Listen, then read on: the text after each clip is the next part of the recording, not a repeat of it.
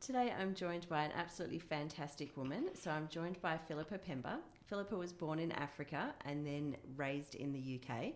She met her husband at the age of 9 when he was only 7, but they did wait a little while before they got married. They came over to Australia for a year, and that was in 1999. So I'm not sure that she can add up how many months there are in a year, but we're nearly at the end of that year, I think. She's still here. She's still married to the same man, and together they have 2 adult daughters. And today Phillipa is here to talk to me about EDS. May is Ehlers-Danlos Syndrome Awareness Month. That was tricky to get out. And also it's Hypermobility Spectrum Disorder Awareness Month as well. Both of which are a mouthful. They certainly are. Thank you so much for being here today, Phillipa. You're welcome. So you have EDS. Yes, I do. So can you sum up what is EDS? Okay, that's a good question, isn't it? It's a collagen disorder. Mm-hmm. Your body just doesn't manufacture it properly. So it's almost like building a house with really dodgy cement, I would say. So anything that can be made of collagen can be affected. Different people are affected to different levels. It's not nobody has exactly the same experience, but as you know, and I don't really quite know. Yeah, so I guess it's around the hypermobility. Mm-hmm. So what seems to be quite common with people with EDS is that hypermobility. Yeah, because there's an awful lot of different forms of EDS. Yes, yeah. So one of the things that I love common. is that people with Ehlers-Danlos, so EDS, they are called zebras. Yes. Do you know why they're called zebras? Well, that's because when they hear hoofbeats, the doctors are told that if they hear hoofbeats, it's not a herd of horses. Yeah, so it's a herd of horses, and it's not zebras. Yeah, it's funny because I didn't something know, along those lines. Yeah, I didn't know where it actually came from, and then I was googling it, going, "Why are they called zebras?" And I'd heard it on Grey's Anatomy saying, you know, when you hear a herd of hoofbeats, don't look for zebras, as medical students apparently want to do. But with EDS, apparently EDS is so rare that they are actually the zebras. I think they don't know what they're talking about, because I think there's an awful lot more of it about than we know. Yeah, look, I definitely agree, and I certainly don't think, you know, when you see it on TV shows like House or Grey's Anatomy, which are probably the only 2 shows I've ever heard it mentioned on, they really do. It's a massive big deal. It's incredibly rare. This is a hugely dangerous thing that, thank goodness you picked it up. Oh my goodness, how would she have gone on if she hadn't have known about this? Is that your experience of it being, you know, you being the only person that you know who's got EDS? Absolutely not. I've actually diagnosed 3 of my own friends with it. And then they've gone to the doctors, and that it's been confirmed that they do have it too. And I also have a handful of other friends that I've met through school, through just general life, and they have it too. Yeah. So how old were you when you first started thinking that you got symptoms that, like when you look back at it, that you think, oh, well, actually that was probably because of EDS? Before I even went to school, I had physical issues, and I was very, very mobile. I could fingers and legs around the back of the neck, and party tricks. Yes. It hurts a bit more now, but it's doable. And I was always spraining things, falling over stuff, bruising, and the doctors all said, "Oh no, it's just growing pains. She's kind of normal." I think they looked at my mother a bit askance, as though, "What are you doing to her? I don't know, did she fall or was she pushed?" Yeah. And I was always sick, and I had the worst tonsils that the specialist had ever seen. And I was going to have them out when I was 7, and they were so bad that they didn't actually get to take them out until I was 16, because they were I was too sick every time. Every time they'd made the appointment, it's like, "No, can't do it now." So 16, they wanted, and they were all fighting over them, and they burst. Oh gosh! So they decided they themselves it was time to come out. Pretty nasty, yes. Yeah. So when they were taking them out, they burst. So nobody got any. Yeah, a bit gross. Yeah. So you started. That was a clue. Yeah. And you started school in the UK. Yes. And you start much younger in the UK than over here. I was 5. Oh, okay. Yeah. Yeah, 5. So before the age of 5, you have what you would now think were kind of symptoms that you probably could say, oh yeah, that was probably because of the EDS. Mm-hmm. How old were you when you were diagnosed? 50. And Pretty quick then. I looked, the reason was the internet was my saviour, and I went on and I stuck all my symptoms in, including the anaphylaxis that I was experiencing, that I experienced from the age of about 16. So when my hormones kicked in and periods started and everything, I started to get really sick, and I ended up being allergic to just about anything. So I reckon that's MCAS, the mast cell activation disorder. And so I put it all into the internet, and I got a whole series of different threads going, and I looked at it and someone said, oh, this sounds like Ehlers-Danlos. And so I looked that up and I thought, oh, it sounds like Ehlers-Danlos. Yeah. And I went to the doctor, and she found me a rheumatologist, and they said, it's Ehlers-Danlos. Yeah. And was it actually that simple? So you went to a doctor, they listened to you, they referred you to a rheumatologist who... I had a very nice doctor. She was very lovely. She wasn't actually very... This sounds a bit nasty, but she wasn't actually very, very proactive, shall we say. But she would listen. She heard me, and if I said I wanted to go and see a specialist, she'd send me. Yeah. So that's how I got to do that. Although having said that, I actually got my daughter properly diagnosed first through a very knowledgeable doctor over here who looked at her and said, yes, that's textbook. And it went on from there really, and then I had to find a rheumatologist who did adults. Yeah. Again, I was diagnosed with a hypermobility spectrum disorder, but that doesn't take into account the gastro sort of like side of things, because the digestive system is really badly affected in some people, and it was for me. So with that, and obviously, so one of the reasons that they talk about zebras is because no two zebras have got identical stripes. Mm-hmm. So I guess it's one of the difficult things that makes EDS hard to diagnose. No two people have identical symptoms. No. So what was it like for you? What is it like for you living with EDS? Oh my gosh. I think there's quite a lot of me that's been affected. We think I've got ADHD, because my daughter has been diagnosed ADHD. In fact, they both have to some extent. And my behaviour, she's my daughter. It's patently obvious. The way my brain is, it's,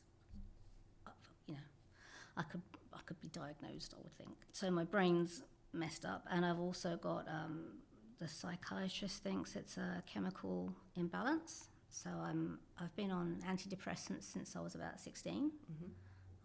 And the only times I've ever been off them has been to have babies. Yeah. And I have a thyroid issue.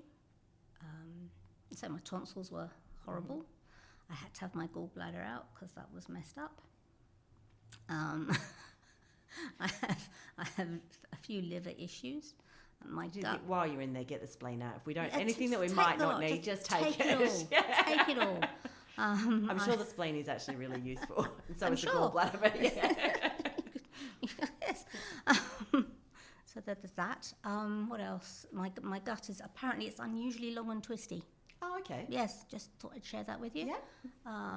And I have diverticular and polyps and all sorts of delightful things like that. What else do I have? I had adenomyosis, which I have no idea what that is a bit like endometriosis, where the lining of the uterus grows, but in my case it's thick, and it can actually lead to cancers if you allow it to grow too thick. So I've had all sorts of things done to me from that. What else? It just goes on. And then my bones are shocking. My joints are interesting. Everything crunches and graunches, and I have pain in probably 90% of my joints. So I'm on strong painkillers. I've got an ectopic heartbeat as well. The list goes right, on. yep. You know, it's just everything that's made with soft tissue. And I think as I've got older, it's just got worse because, you know, obviously things don't repair as well as they used to. On my back, so probably there's things in my back that are wrong with it that 80 or 80 plus year olds get. Yeah. So not 50 plus year olds. So it has pretty much impacted every part of your body? Yes. How does that impact life? Yeah, as I've got older, it's definitely got worse. And allergies as well. That's another thing I forgot to add. That's another thing that in life. Well, there's a lot of things I can't do anymore. And brain fog too. That's another thing. So I'll get some days when I just have no words. I can't work because I can't guarantee that I'm going to be there. I can't guarantee that I can actually stand up and do anything that day. Oh, POTS, that's another thing. I haven't actually been diagnosed with that, but it's there. So that's positional orthostatic tachycardia syndrome. So that I stand up and my heart beats uber fast to get my blood up to my brain, and in the meantime all my veins are going and it's just everything's pooling in my legs basically. So then you feel like you're going to pass out. So I get that quite a lot. And there are things to do with all of it. You can fix all of it. Yeah. Well, not fix, but you can, as my old GP said, it's like stamping out the fires as they arise. Yeah.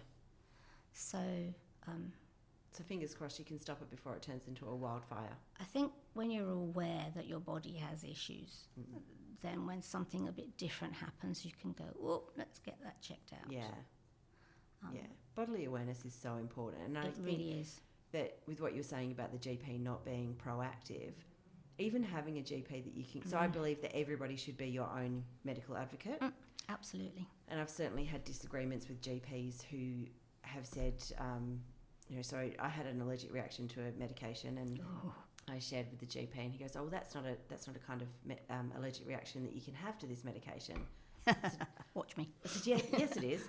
Yes, how do Hold you know? my beer. I said, I Googled it. And he's like, Dr. Google. And I said, well, how would you have found out?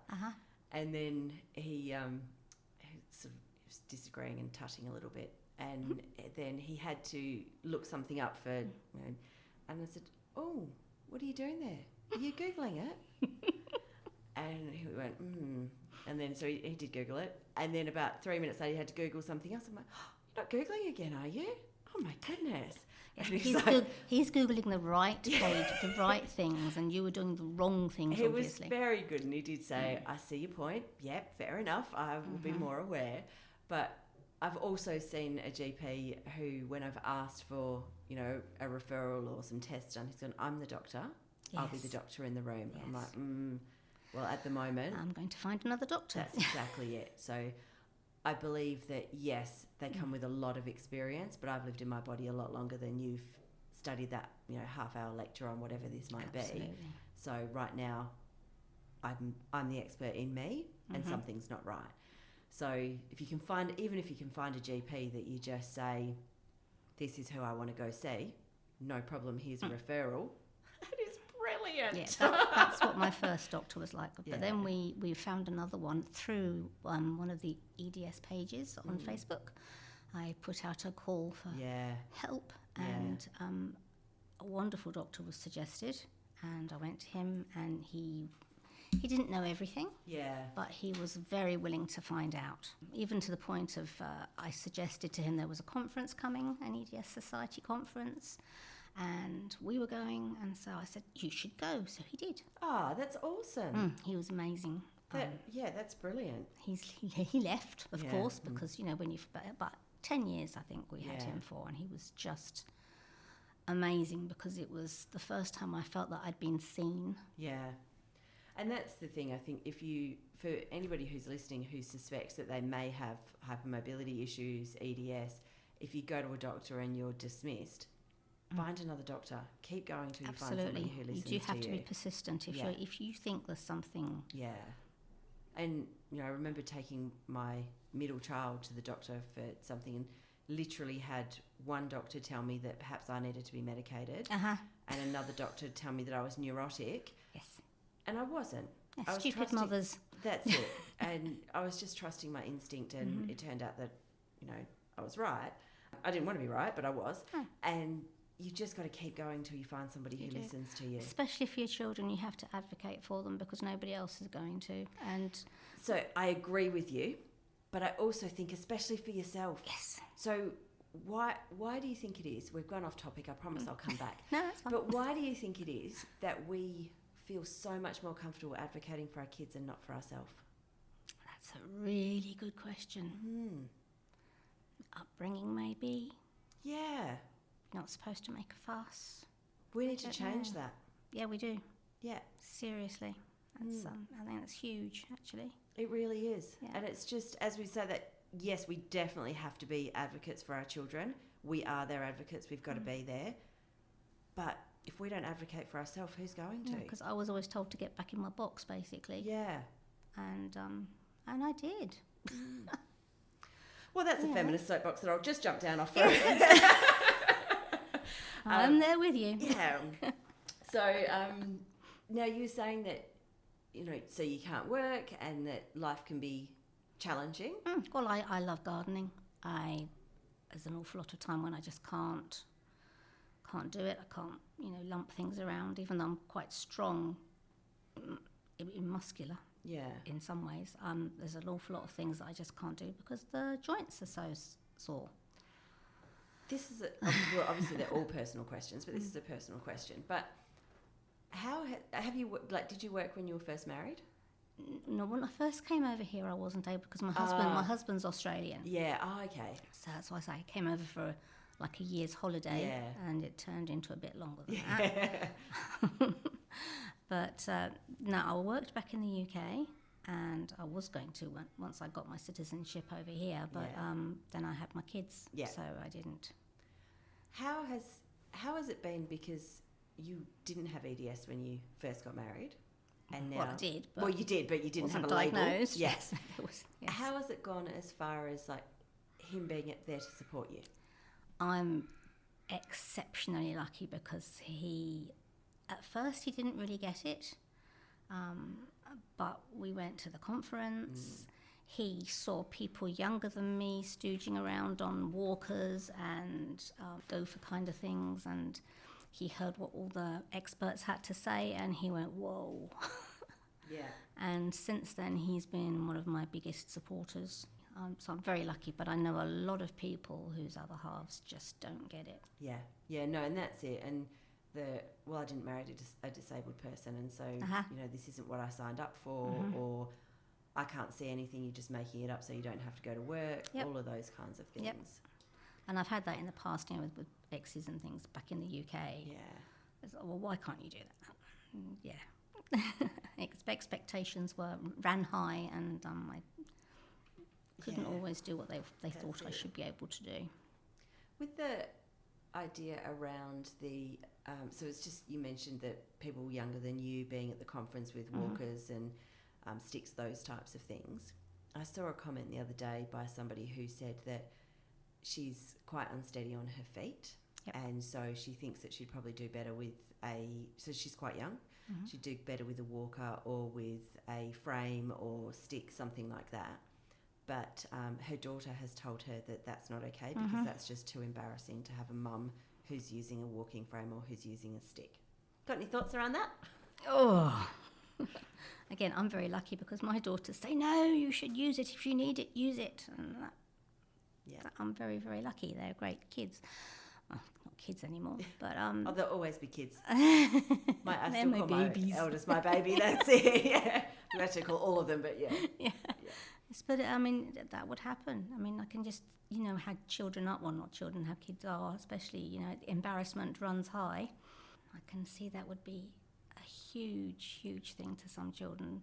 It's really hard because for my kids... to see their parent...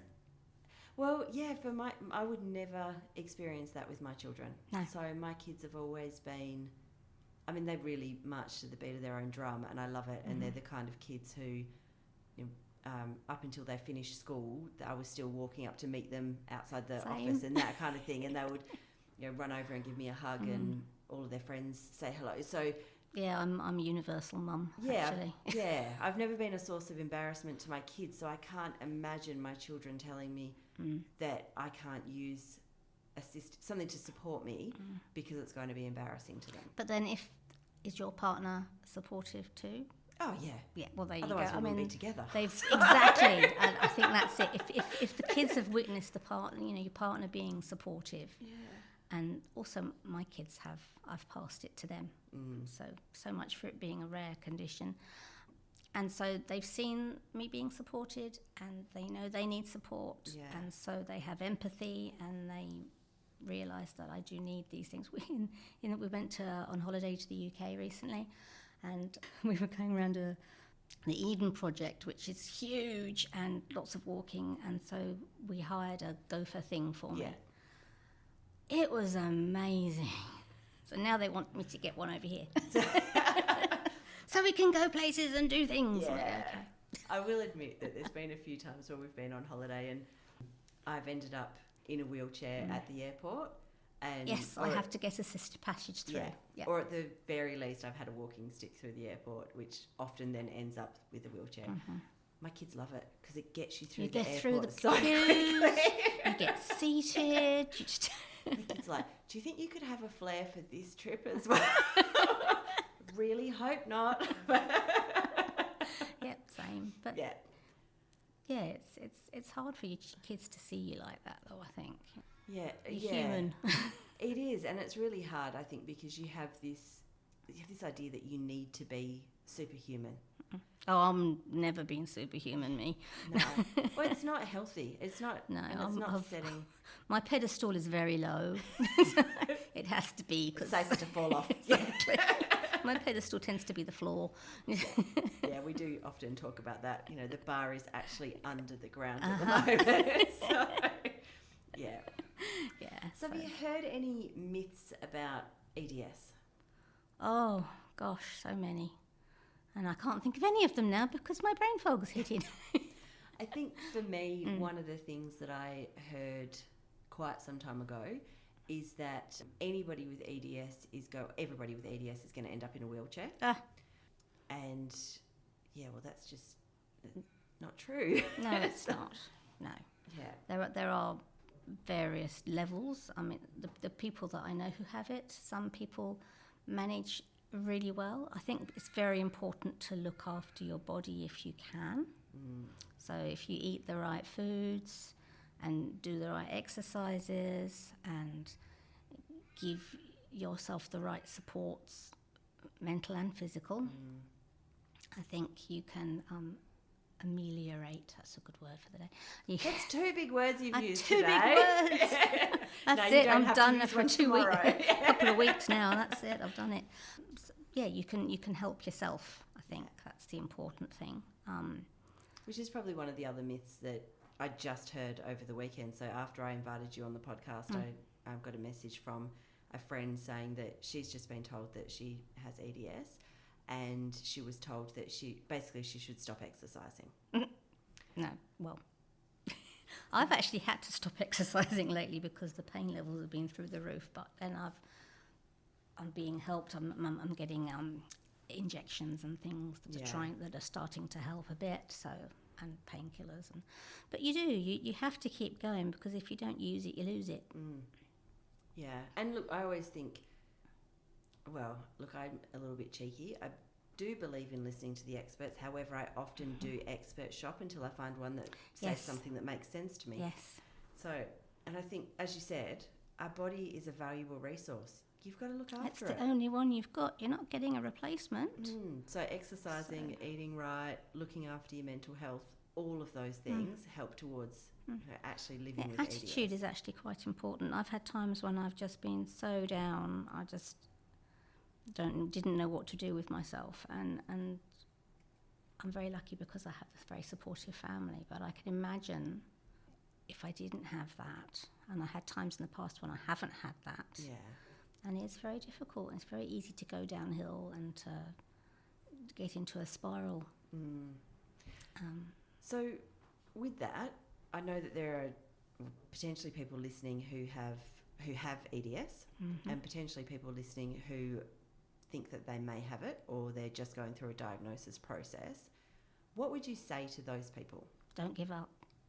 Basically, just keep plugging on. And if you think that you've got these issues, keep going. Find yourself a doctor. Ask around in the community, in the EDS community. See if anybody's got any good ideas, if anybody knows of any good GPs or doctors. Bad doctors. Or bad doctors, absolutely, because that's really important, because there's nothing more disheartening than having someone look at you. I had one doctor years ago in the UK told me that I was the most negative person he'd ever met. Nice. That's always helpful. It was delightful, and it really knocked me back. And And look, with that, it's really hard to be positive and upbeat when you're in serious and significant pain. Really is. So, and it's exhausting living with serious and significant chronic pain. Yeah, it is hard, but there are things that you can do to try and support yourself as well. There are. But hearing you're the most negative person I've ever met, I'm imagining is probably not helpful. It was. I was shattered for some time. That was when I'm talking about the really bad depressive time. It was round about then. And that was so helpful, and I felt so good about myself for such really a long felt time. I supported did. And if it hadn't been for my mum, and she's the one who kept me going then, it's... you have to have someone or something that believes in you, and even if that person's yourself. Yeah, look, most definitely. So, and with that, you said reach out, ask people in the EDS community. Definitely. How do you find the EDS community? Surprisingly, although everybody's suffering, they're very supportive and they're very, very welcoming. They sort of enfold you and they all understand. And actually, it was amazing. For the first time, when I was at this conference, there was a couple of hundred people in this room, and my husband's sitting there looking around and thinking, "Oh my God, what's happening here?" And some comment was made about how many pills they take in the morning or something, and this ripple of hilarity went through the room.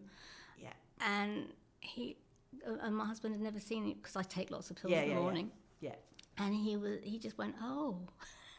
And that happened a few times. Yeah. You know, there was recognition of some of the issues that everybody has. Yeah. And it was just so nice to feel that you're not the only one. It's funny, I was at an expo recently and I was manning a store, but I was wandering around talking to the other store holders, and there was a woman who was there with the Stay On Your Feet, and it was speaking about the amount of pills that people in their 80s take every day.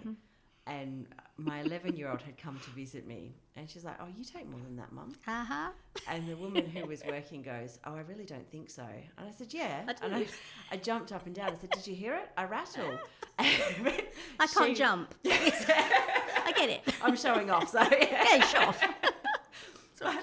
But she, the woman was like, "That's not funny." But my 11-year-old really thought it was funny. And she's going, "Surely you don't take that many pills?" Like, well, yes, because they're all to support different parts. And yeah, anyway. That's funny. My mum's 96. It doesn't take any? She takes a lot less. I think she's just found a heart issue. Yeah. So now she has a pill for that. She's 96. She's doing all right. She's not bad. Yeah. So, yeah, she's doing all right. So she's in, "You take more than me." I'm like, "Yeah, maybe one or two." Yeah. Yeah. It's all good till you've got to get a second handful. Yeah, there's a handful of pills. That's my breakfast. I often do that. I'm like, "Look, cereal for the day." But you see, that's something that everybody would laugh at. And it was a similar sort of thing at this conference. And so everybody was laughing at this. And my husband went, "Okay." Yeah. And that's what changed him. That's what sort of made him realise that it's a thing.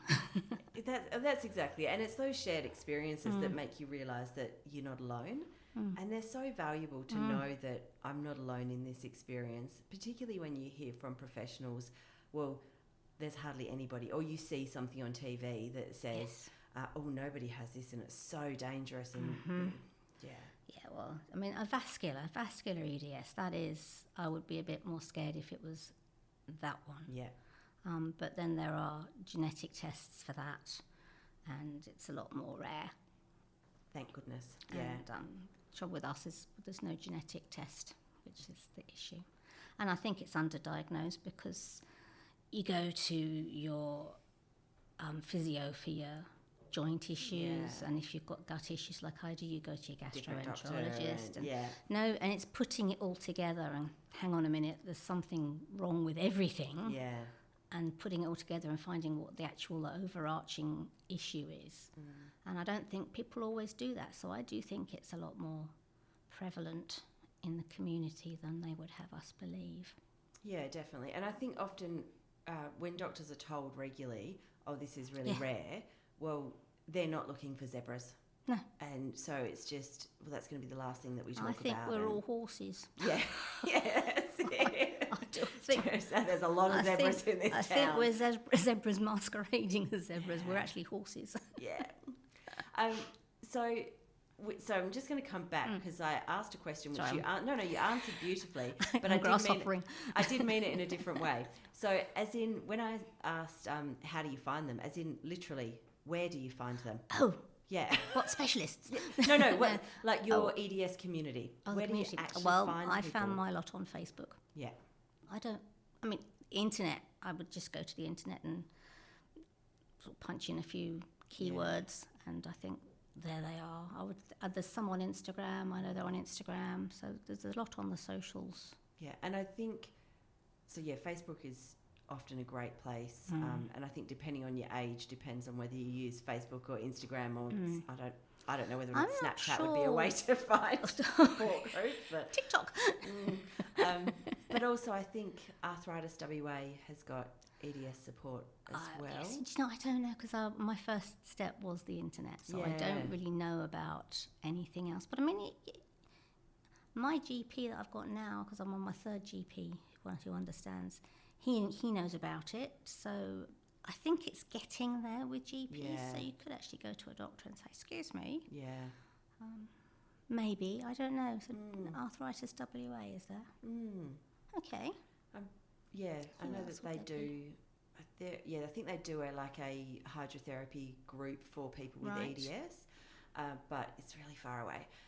Of course. And I'm not sure whether or not they just do like a coffee and chat morning, which is, it's really useful just to have and even if that coffee and chat is actually typing on your phone in a Facebook group. So it's nice to know that you're surrounded by people who get it. It doesn't make such a difference. Yeah. It really, and also you get ideas and about things that you can do for yourself, and other specialists that you can go to who can help with issues and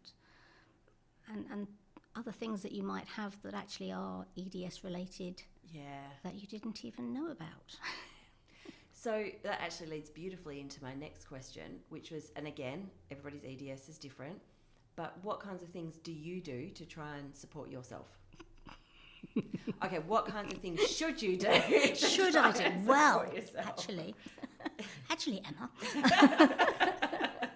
I'd like to turn that round on you. No. When I can, I would like to be exercising again, but I haven't been able to for some time because everything sort of fell apart for me. I had my children. I put on a lot of weight. The menopause has hit now. It's just one thing after another has hit me, and I'm not as able to do the things that I would like. I'm wanting to get back into moving a bit more. I also have issues with my feet and my ankles, and so walking's an issue. But I like cycling, so I'm hoping to try and get back into something along those lines. And I'm going to try Pilates. That's the next thing. Oh, that's really hard. But I've heard mixed things. I know there are some Pilates teachers who are expert and know exactly what to do to help. So I'm going to see if I can fish around and find someone. Yeah. But other than that, I take pills for all the ills. I actually spend time doing things that I like, just for my mental well-being. That's quite good. Thinking of going on the NDIS. I'm looking at that now because, yeah. So really, really lean into looking after your mental health before you start that process. This is what I've heard. Yeah. So, and I have a very good pain specialist I've discovered who is absolutely wonderful, and he spends all of his time injecting different parts of my spine and my neck, and oh, that freaks me. It did me initially, but I'm finding that I am getting relief from it. Yeah. So I can actually sit in a chair for a little bit of time. I can't stand still, but I can sit, and I'm upright, and I'm not laying down all the time anymore. So that's got to help. Yeah. And he said I can do that until they have to put rods in. So yeah. And I guess that's the thing that, people hear about having to put rods in, and it's what can we do to try and make that further and further down the track. Exactly. So that's what I'm working on now. Yeah. So I'm just taking the advice and taking the pills and doing what I'm told to do. Yeah. Yeah. Because mostly I do as I'm told. Not always, but mostly. I'm not good at it. It's not my forte. I've got lots of strengths and lots of skills, but it's not that. I'm quite good at arguing and ignoring advice. Yeah, I can do that. Definitely, I'm very good at that. What is the best piece of advice that you've been given about EDS? Oh, that's a really good question. It's a tricky one, isn't it? It is, because I have been given a fair amount of snippets here and there that have been really, really useful. And I wish you'd asked me that before, because I would have thought of something. Didn't think of it before. It just popped into my head now. There it was. Yeah. I've been given a lot of most of the stuff I've been spouting today really is stuff that I've been told myself and found it to be true. Yeah. So, looking after yourself, basically, and mentally, and just not giving in. Yeah. I think that's the most important thing, is if you know there's something wrong, the likelihood is you're right. Yeah. And I think as well, listen to your body. That's vital. Yeah. And I feel like a lot of the people who have EDS that I know do hear their bodies more than normal people. Well, I think it's hard because you need to make a conscious choice to listen to your body rather than listening to societal expectations. Yes. That's incredibly difficult. Don't let them get you down. Yeah, well, I think especially for women and especially for mothers. It's... Yeah. Because you get so caught up in looking after everybody else and everybody else's well-being that you do forget about your own. But at the end of the day, if you don't look after yourself, there's,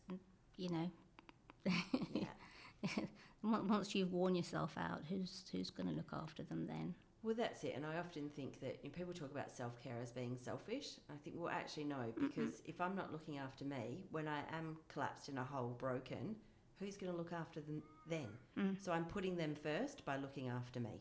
See, I'm guilty of not looking after myself enough. Oh, I'm very guilty of it, but I'm very good at saying the right thing. Yeah. Very good at telling Talking other the people. talk, Yes, not walking definitely. the walk. Yeah. I'm practicing walking the walk at the moment. Well, that's it. And I think it's recognising the issues that you don't always walk the walk, and trying to adjust that and adjust your own mindset so that you actually do. And I found as mine are older now, I'm getting a bit more time to myself to go, okay. Yeah. This bit's broken. What can we do about this? And it's hopefully also a bit more time to find spaces to find joy. Joy, yes. I just like looking at the sky sometimes because it's blue over here. It's beautiful. It is blue over here, and it's an amazing beautiful. shade It's of huge. blue. It's a huge sky, and it's beautiful. Yeah. And if you haven't travelled to the UK in, well, I'd say 8, 9, 10 months of the year, you might not know what we're talking about how blue the Australian sky is. But we were there for 3 months over from November, and my youngest daughter was sitting out, and she got to the end of the 3 months, and she said, it's time. Yeah, I kind of I miss I miss the blue sky, and I can see how you would get depressed. Yeah. Staying in the grey all the time, because it sort of starts around your knees and works its way up. So if you're lucky, it only starts around the knees.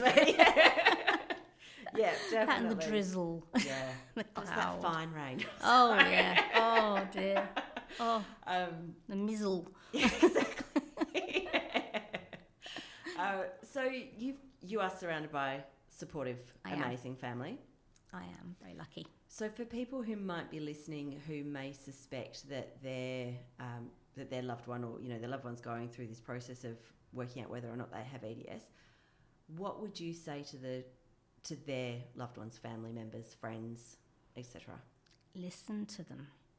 Hear what they're saying, because very often you feel like you're not being heard, and just support them. Let them, if they want to go and see a specialist, help them to find a specialist. Yeah. Maybe suggest seeing a specialist. Suggest seeing a specialist. Yeah. That's always a good thing, because it's very easy to.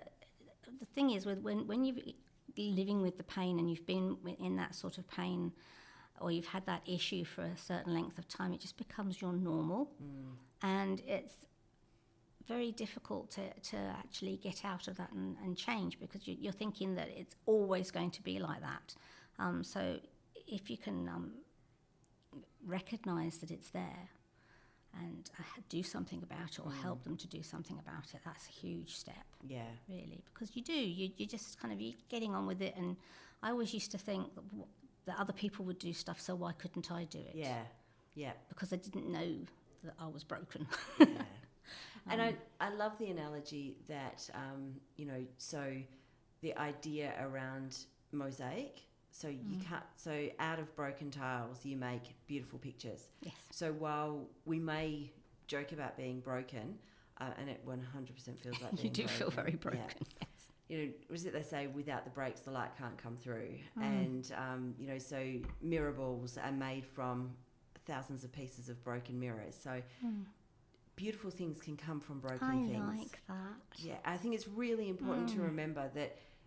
Yes, there are definitely times when we're more broken than others, but at the same time, that doesn't mean that we can't still be beautiful and make beautiful pictures. Or so. And friends and family can be the glue that sticks you back together. Actually, most definitely, yeah. And I also think, going back to that idea around being our own advocates, if people are struggling to be their own advocate, remind them that it's okay to,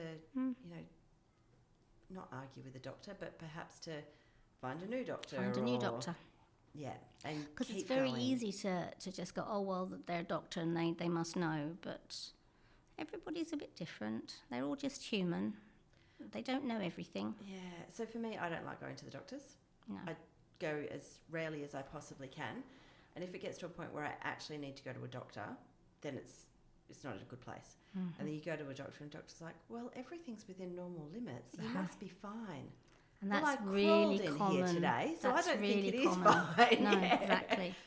So it's really easy to then come out and be, like you were saying with the doctor who said, you're the most miserable person I've met, to come out and then just be so incredibly distressed, depressed, disheartened that I've actually finally reached out for help. Yes. And somebody slapped my hand away. Yes. So, I guess being there and supporting the person and going, that's okay. We can ask somebody else for help. Exactly. So, and I'll come with you. Well, that is, if you can, if that's what they need. That's they, a bit neurodivergent. Like that's you say, mental very health common. issues. That's a bit of a that goes hand in hand with the Ehlers-Danlos. What did I see? I think it was at the conference they were talking about. They were taking slices of people's brains, and they were saying that they weren't doing this. They were dead. People's brains. Don't be afraid about going to a conference just in case. Let's slice the brains. How many meat slices? But they were looking at them. I did not read that in the fine print. Sorry. But they actually were different to normal. They just made up a little bit different, and I think, and we absorb things differently. And look, I actually just don't believe in normal. I think that we're our very own special sort of normal. That's exactly it. Yeah, it's in our family, weird is celebrated. Same. So, yeah, you just got to redefine what we celebrate. So your family, one of the other things I guess that I have heard is that so people with EDS either can't have children or shouldn't have children. Okay. What are your thoughts? Well, I know that some people do have issues, and I didn't have easy pregnancies, but I did manage to have 2 children. I mean, my first one, we came off the pill, and that first month we were pregnant, and that all went reasonably well until I was getting not doing very well towards the week 38. And they said, okay, we'll induce you on Monday. Monday morning, she decided to come. Nice. Yeah, not doing this. Yeah. And she's been the same ever since. And then exactly the same thing happened with my other daughter. Yeah. Second month, yeah, we got pregnant. And it was the same thing. I wasn't feeling great. Week 38, they said, oh, we'll induce you on the Monday. And the Monday came. Nice. Nope. That's it. No, and we they're make both, our own rules. They're both ornery in their own ways. So I mean, I do know some people who have had miscarriages, sadly, and very, very premature babies. So it does happen, but then I know an awful lot of people who have had perfectly normal pregnancies and sadly, I know a lot of people who don't have EDS, who have issues, exactly, and had miscarriages and premature babies as well. Exactly. So yeah, I mean, I think being aware that you have EDS if you're pregnant, so that you're aware that you've got to take a bit more care of some things, and if something happens that's like maybe a little bit of a warning sign, you go and get it checked earlier. Yeah. I think that might be the way to go. So you might have perfectly normal children. Yeah, well. Yeah. Good luck with that if you can find one. And again, I've probably come at this with my own interesting slant and lens, but you didn't know that you had EDS prior to having children. No. If you knew, would you have been talked out of having children? That's a difficult one too. And the reason that I ask that is because often people, when you live with EDS, it's not easy. And so the thought of passing that on to children becomes, sort of an ethical dilemma. Well, my girls, they decided they don't think they will because of the issues that I've got and the issues. But I think I probably still would. I still probably would. I don't know if that's very selfish of me or not. I don't know.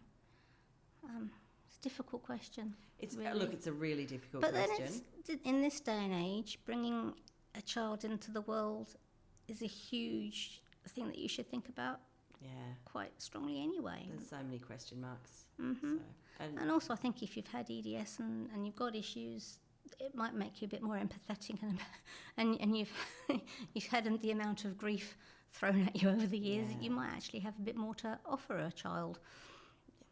I don't know. And I know, so I was diagnosed with a couple of health conditions probably a week before I was diagnosed with my third child.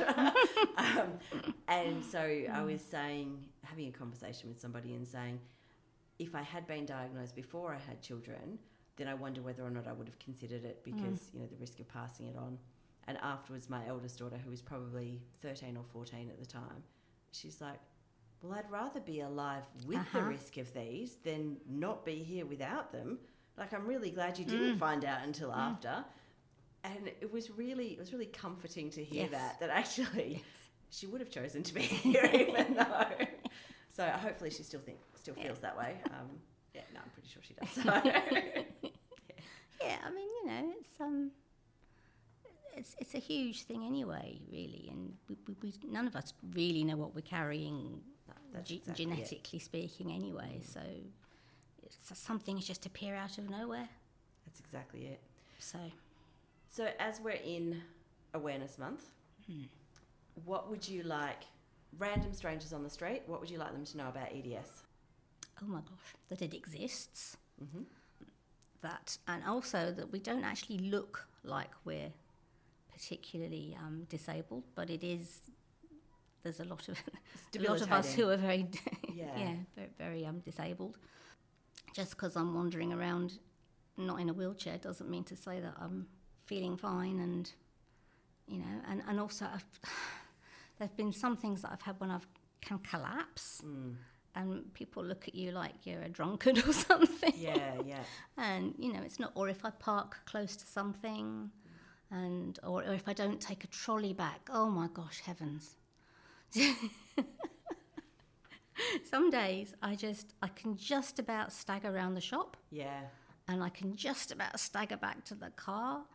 But that further bit of staggering is just, especially when you haven't got the trolley to lean on to come back. Yeah. And sometimes people look at you like you're the scum of the earth.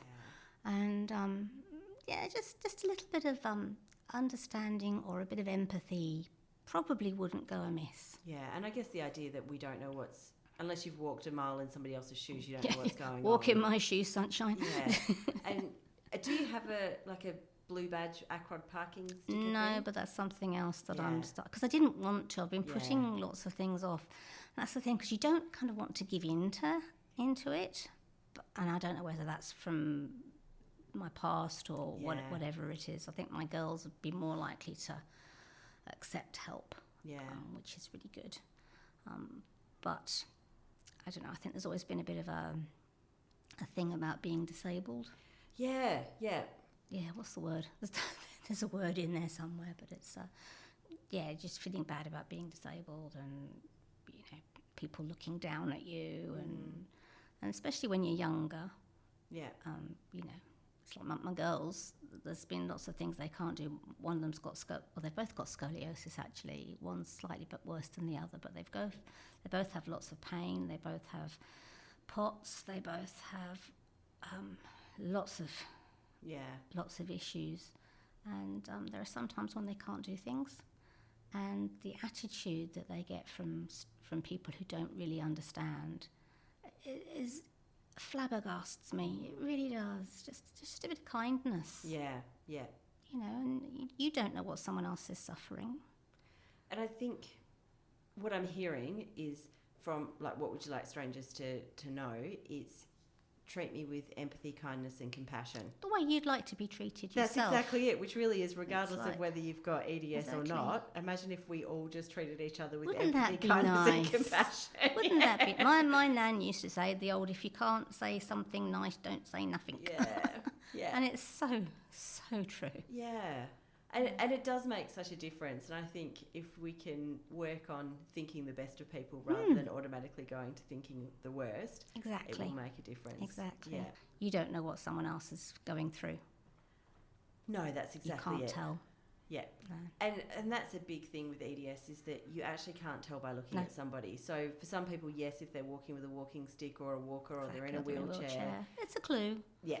It's a clue. Yeah. But also, for those people who are in a wheelchair and then get up out of their wheelchair, fold it up and put it in their boot, they're probably not faking. So. You see, that would be me, because I can do a certain amount. Yeah. But then there's other things that I can't. And also it's the whole spoons theory. Yeah. You've only got so much energy. I had to rest yesterday and a little bit the day before so I could get here today. Yeah.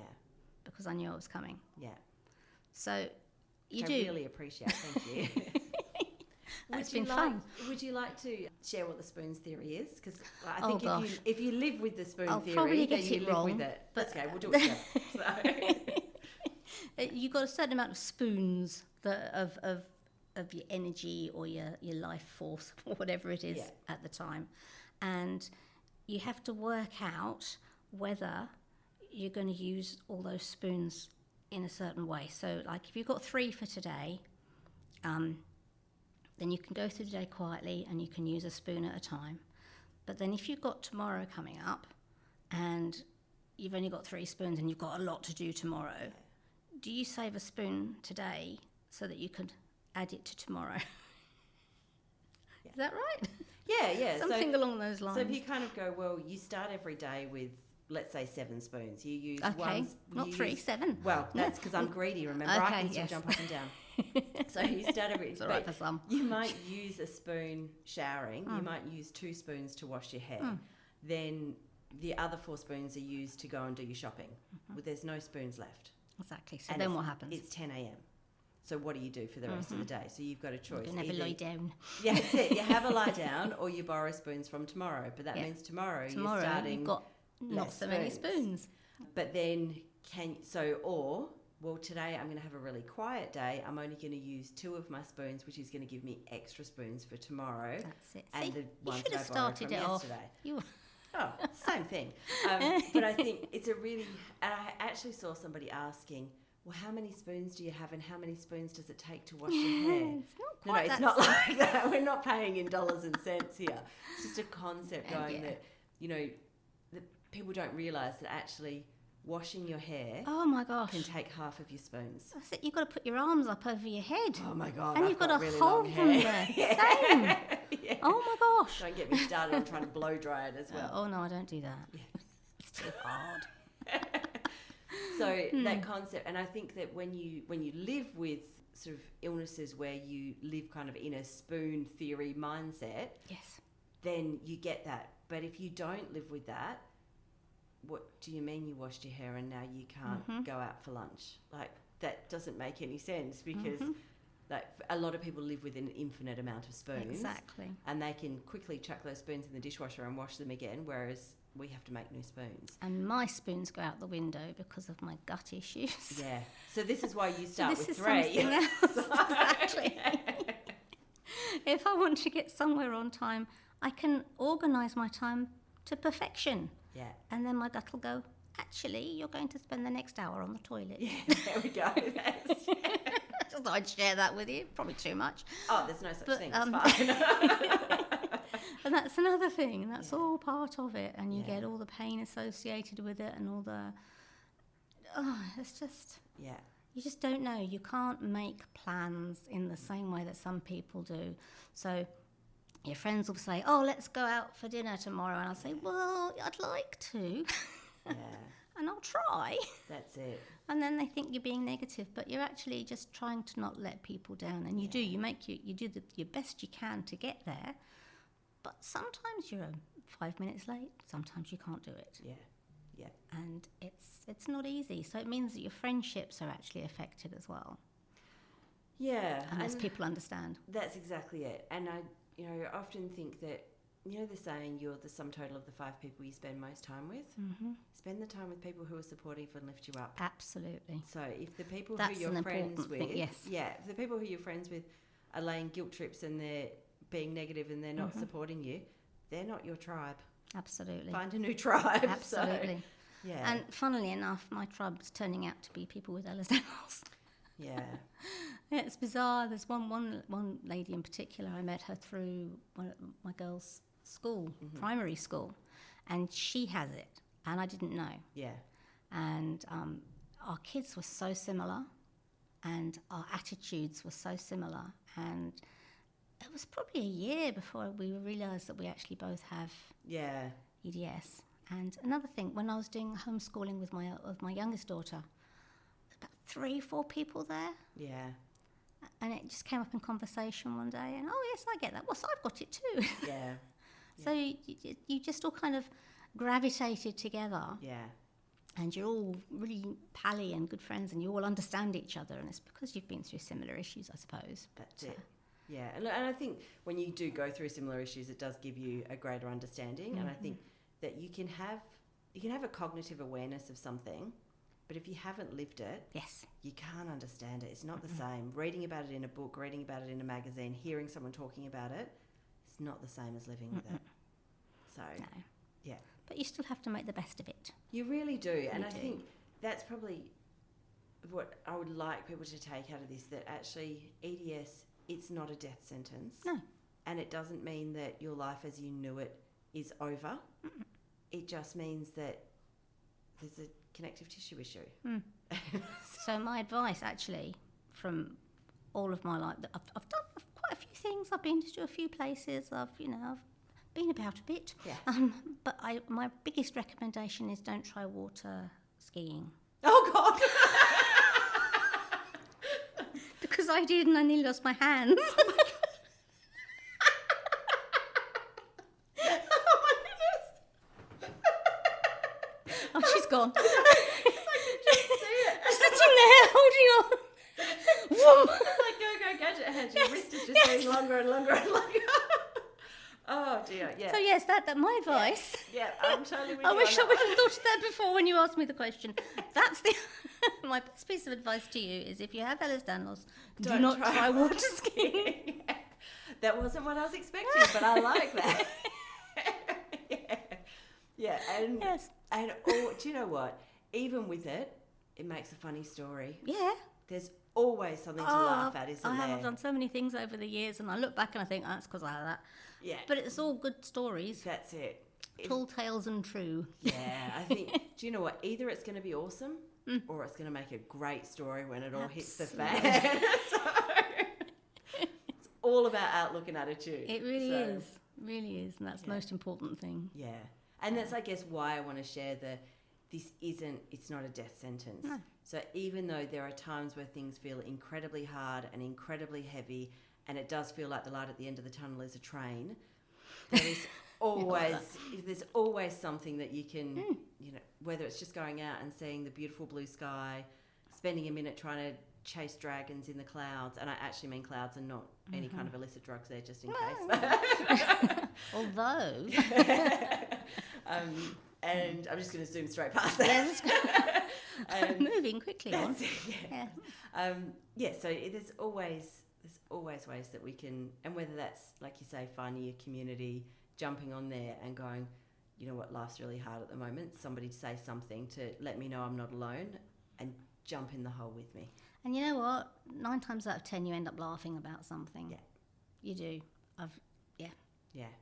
It does make such a difference, doesn't it? It does. Just that understanding and that you do. It's amazing how much you can find that's humorous. Yeah. You laugh or you cry. That's exactly. Sometimes at the same time. Yes. Indeed. Yeah. So before we wrap up, any fun, apart from don't water ski, which I think is brilliant advice. Thank you. Any final thoughts? Yeah, I think that's probably the Yeah, that sums it up. Don't water ski. Water ski. I think that might be the title. I think for the bungee Facebook jumping might be a bit dodgy too because you're attached by your feet. Thinking, yeah. What could possibly go wrong? Jumping and skydiving. Oh no, see, skydiving is strapped. You're strapped to something around your body, so it could only, your ribs maybe. Yeah. Yeah. Okay. Yeah. They feel important to be attached, actually. Yeah. Okay. I haven't thought. Yes, but no. Yeah. Perfect. So thank you Just so much. be gentle with yourself. Yeah. Thank you so much for your time today. I really appreciate it. It's been fun. Definitely enjoyed laughing with you today and chatting about EDS awareness. Thank you. It's been educational. Thank you.